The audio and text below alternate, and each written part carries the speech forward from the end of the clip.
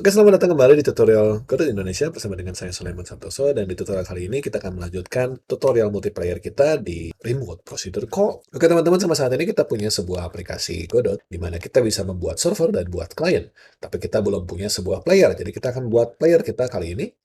Jadi kita akan tambahkan sebuah node baru, saya akan percepat aja teman-teman ya.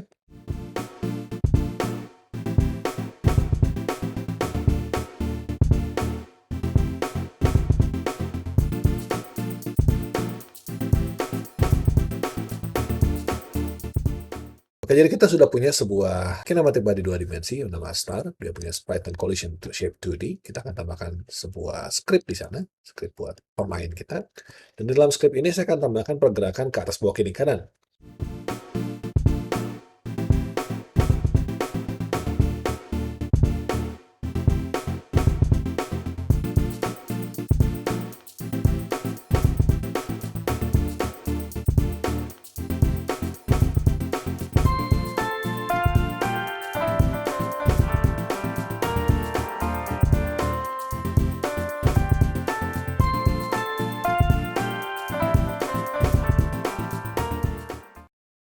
Oke, kita punya sebuah fungsi seperti ini buat pergerakannya. Untuk kiri, kanan, atas, dan bawah. Kita sudah punya ya. Kita coba dulu aja, kita masuk ke style scene 1 kita. Kita akan pasang di dalam scene 1 kita ini sebuah node baru. Node 2D biasa. Node 2D biasa ini kita akan sebut sebagai players. Jadi kita akan sebut semua pemain kita itu masuknya ke players, teman-teman.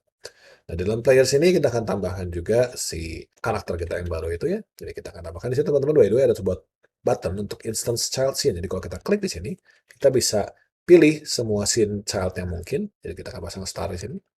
Nah, kita akan pasang di situ. Nah, kita akan gerakan si star ini ke bawah aja sedikit. Seperti ini. Dan kemudian kita akan coba untuk gerakan. Tekan play. Kita coba gerakan atas bawah, kiri kanan. Di sini menggunakan kurang satu ya.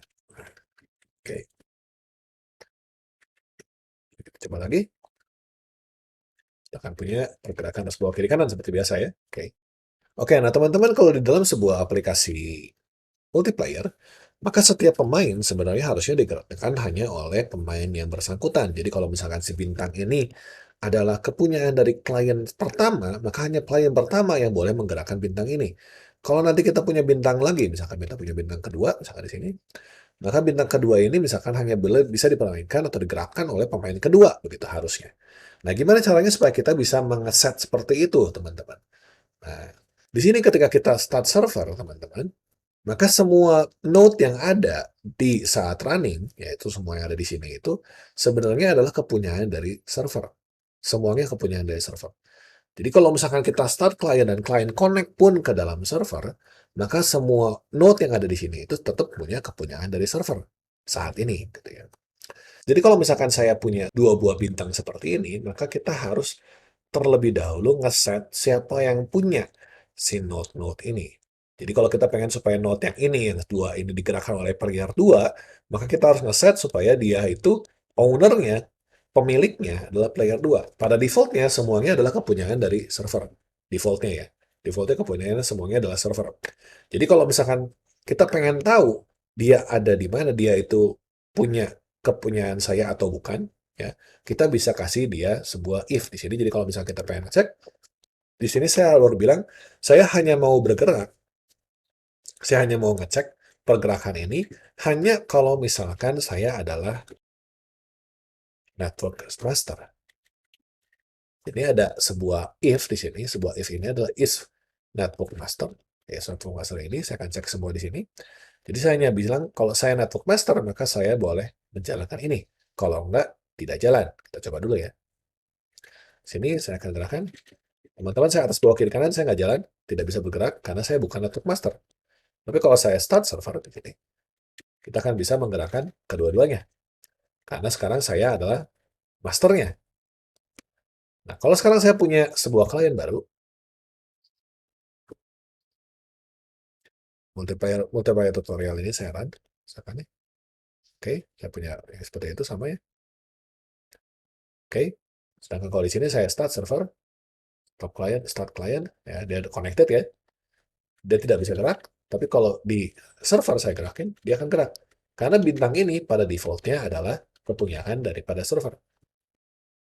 Jadi supaya kita bisa memberikan sebuah node kepada player lain, gimana caranya? Nah, teman-teman di sini di dalam scene 1 misalkan, saya punya, kalau teman-teman ingat, coding di mana saya bilang kalau client connected, saya akan pasang dia punya ID ini, saya bilang connected. Nah, sekarang saya pengen mengubah supaya si bintang kedua jadi kepunyaan daripada player yang baru masuk. Jadi saya cuma pakai anggapan ini cuma 2 orang pemain, cuma mungkinnya cuma klien sama server doang gitu ya. Sekarang saya pengen pasang supaya si bintang kedua, si star kedua nih, kita punya player stars kedua ini nih, kita pengen set supaya dia itu kepunyaan daripada si player 2. Gimana caranya? Kita bisa titik, kita bisa set network masternya sebagai ID-nya siapa. Jadi kita bisa set di sini set network master sebagai ID-nya si player 2. Di sini supaya enak, kita kasih juga player stars ini, kita kasih name-nya sebagai player plus player plus string ID. Jadi kita akan bilang dia player ke berapa sesuai dengan ID-nya. Nah, sekarang kalau saya punya seperti ini, maka kalau saya play di sini, saya punya pemain biasa ya seperti ini, saya akan jalankan juga godotnya di yang ini, multiplayer tutorial, saya jalankan yang baru. Kita start server, kemudian kita start client. Maka sekarang kalau di server saya gerakin, dia akan bergerak hanya yang satu saja. Karena si bintang kedua ini sudah jadi kepunyaan daripada player 19675452215. Maka sekarang kalau saya pindah ke klien yang kedua, bentar, gerak. Nah, kalau saya gerakkan di sini, dia tetap nggak bergerak, teman-teman. Kenapa tetap nggak bergerak? Karena di sini kita ngeset network masternya itu hanya pada bintang yang ada di server. Jadi bukan di bintang yang di klien. Jadi ini saya jelaskan ya, teman-teman. Saya jelaskan ya. Oke, jadi ini misalkan kita punya saya gambar seperti ini ya, teman-teman. Kita punya server, kita punya klien nih sebenarnya. Ceritanya ini aplikasi server kita, ini aplikasi klien kita. Nah, saat awal-awal, teman-teman, semua yang kita punya ini, network masternya itu adalah server. Jadi semua yang kita punya ini, semua yang di sini dan semua yang di sini itu adalah kepunyaan dari server awal-awalnya. Jadi kalaupun dia klien, dia begitu dia connect ke server, sini itu semuanya adalah kepunyaan dari server. Dia punya network masternya adalah server. Server itu punya network masternya ID-nya 1, teman-teman. Jadi anggap aja ini sih kepunyaan 1, ini 1.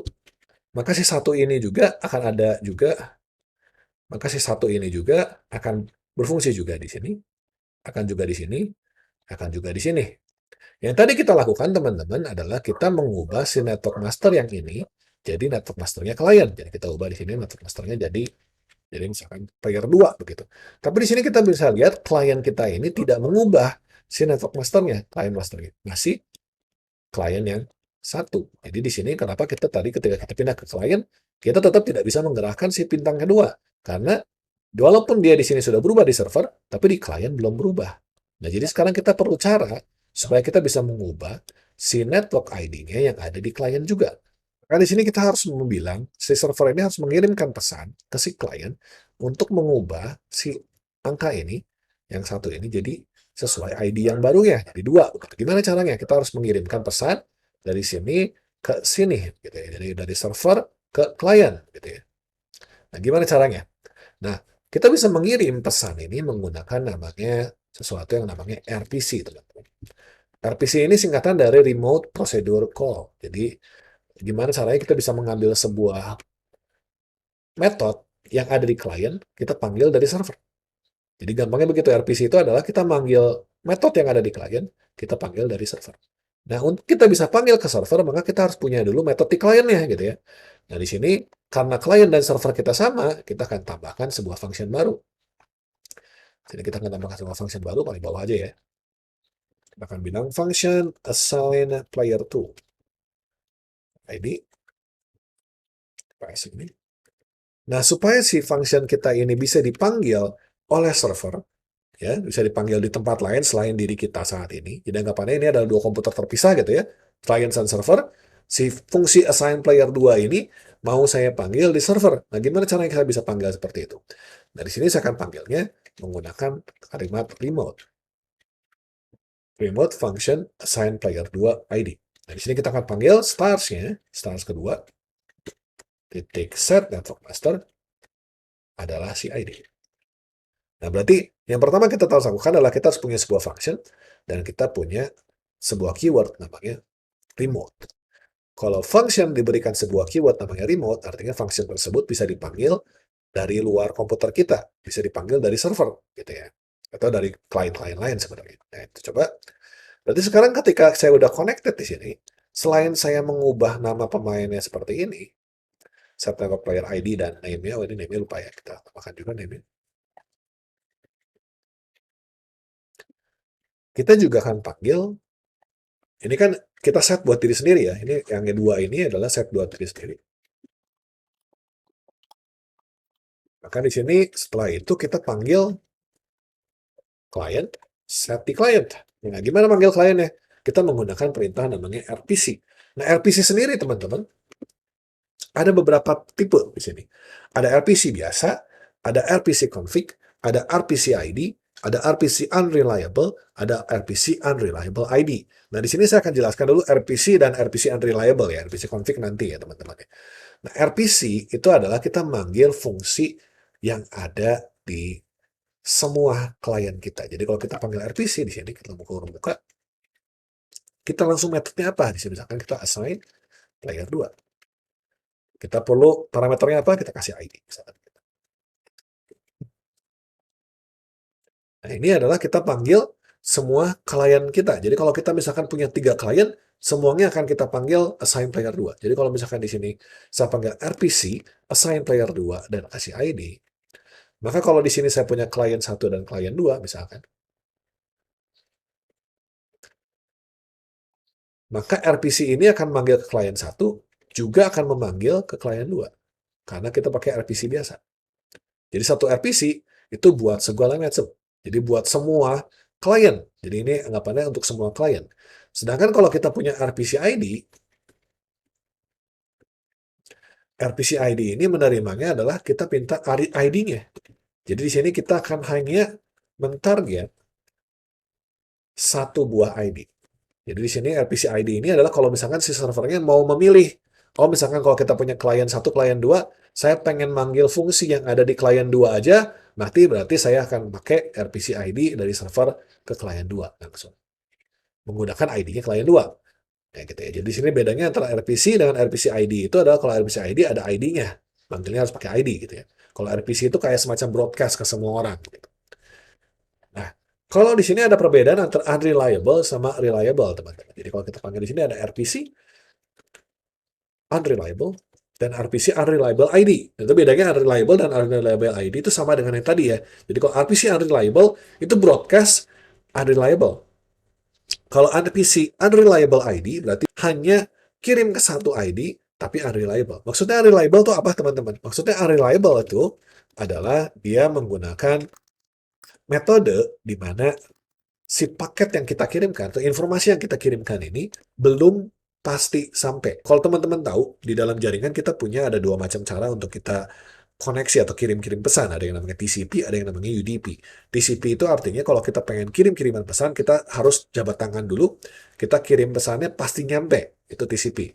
Cuman kalau kurangannya adalah dia lambat. Lebih lama karena kita harus memastikan dulu si datanya nyampe. Nah, RPC itu lebih mirip kayak TCP. Jadi dia pasti memastikan bahwa si datanya pasti sampai. Jadi untuk informasi-informasi penting kayak misalnya sign ID ini, pastikan kita pakai RPC aja. Tapi kalau RPC unreliable, artinya itu kita kirim aja, nggak tahu nyampe atau enggak begitu. Jadi kita ini lebih mirip kayak UDP, teman-teman. UDP itu kalau kita kirim-kirim paket, urutan datangnya paket sama sampai enggaknya paket, itu kita nggak tahu. Jadi RPC unreliable itu dipakai kalau kita pengen ngirim informasi secara cepat dan nggak masalah kalau misalkan sampai hilang 1 atau 2 informasi. Gitu. Nah, kita pakai RPC unreliable untuk itu. Biasanya misalkan untuk pergerakan pemain. Karena kan pergerakan pemain kan sering terjadi. Setiap frame kita bergerak gitu kan, kiri kanan gitu kan. Nah, nanti semua informasi posisi itu dikirim secara unreliable ke semua orang supaya lebih cepat nyampainya. Kalau sampai kurang pun nggak masalah karena begitu kurang informasi berikutnya udah datang. Jadi kita bisa betulin lagi posisinya dengan benar gitu ya. Jadi di sini kita akan menggunakan kalau pengen assign ID kita akan pakai dulu RPC biasa dulu aja. Kita pakai RPC biasa assign player 2 dengan ID. Itu artinya kita panggil si assign player 2 yang ada ini function ini, tapi function yang kita panggil assign player 2 ini akan jalannya cuma di client. Karena RPC ini cuma manggil buat yang klien doang. Jadi kalau sekarang saya panggil, saya jalankan, saya start server is running, kita akan panggil Godotnya, saya akan run multiplayer tutorial, saya connect klien, kita akan lihat di sini klien is running, dan saya bisa gerakin bintang ini di klien, dan saya bisa gerakin bintang yang ini di server. Oke ya. Nah, jadi begitu ya teman-teman caranya supaya kita bisa melakukan assignment. Jadi supaya kita tahu benda mana punya siapa. Dan kita cuma di sini belajar bagaimana cara menggunakan RPC, tidak mengirimkan pesan.